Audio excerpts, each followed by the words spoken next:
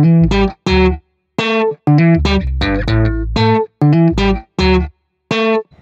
Morning বন্ধুরা, শুভ নববর্ষ।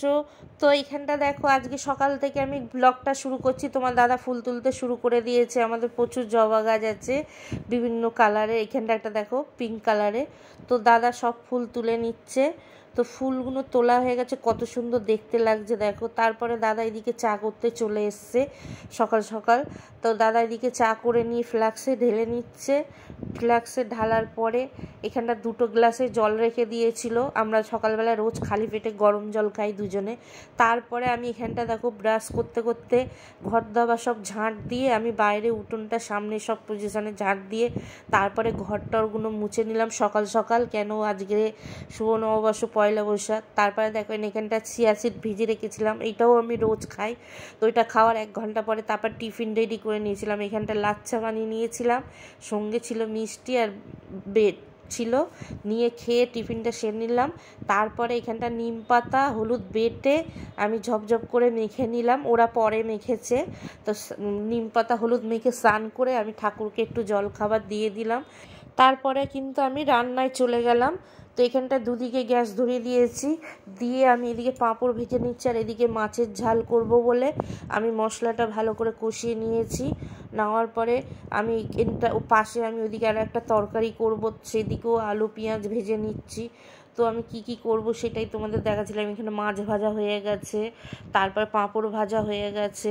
হয়ে যাওয়ার পরে দেখো মাংস মাটন ম্যারিনেট করে রেখে দিয়েছিলাম। এইখানটা আরও তরকারি সব পেঁয়াজ টমেটো কেটে রেখেছি, লাউ আছে, লাউয়ের যেহেতু ঘন্ট করবো এই মাংসর আলু কাটা আর নিম বেগুনের তিতো করবো। তো এইদিকে আমার মাংসটাও কষা হয়ে গেছে, ভালো করে কষিয়ে নিয়েছি। নামানোর পরে ওখানটা দেখো আমার পুরো কষানো হয়ে গেছে। তারপরে আমার সব রান্না কমপ্লিট করে চলে এসেছি। এখানটা আমি দেখো ভাত আজকে কি রান্না করেছি তাই তোমাদেরকে দেখাচ্ছি।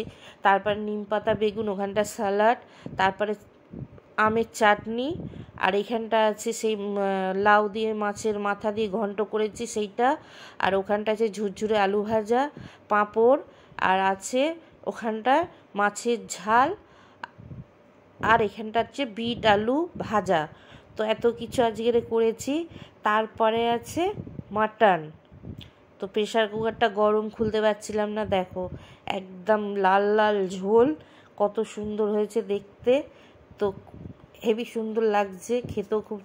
তো আজকের পয়লা বৈশাখে কিন্তু এই করেছিলাম রান্না বান্না। আর সঙ্গে আছে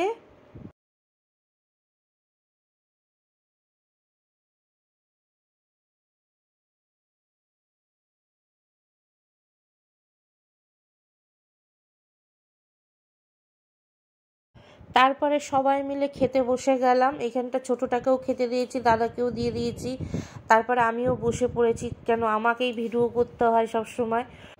তো এখানটা খাওয়া দাওয়া হয়ে গেছে। আজকের এসির লোক এসছে, 15 দিন আগে এসি এসছে, আজকের ইনস্টল করতে এসছে। তো ওপরেই দেখো সেই ওরা এসি লাগানো হয়ে গেছে, এবার সব গুছিয়ে গাছিয়ে নিচ্ছে, ধুলো ময়লা করে গেছে। তো এবারে আমরা গুছিয়ে নেবো ওরা চলে গেলে। তো আজকের ব্লগটা যদি ভালো লাগে একটা লাইক করে দিও। তো এই চ্যানেলটাকে সাবস্ক্রাইব করো। আবার চলে আসবো অন্য কোনো ভিডিও নিয়ে, অন্য কোনো রেসিপি নিয়ে। তোমরা ভালো থেকো, সুস্থ থেকো।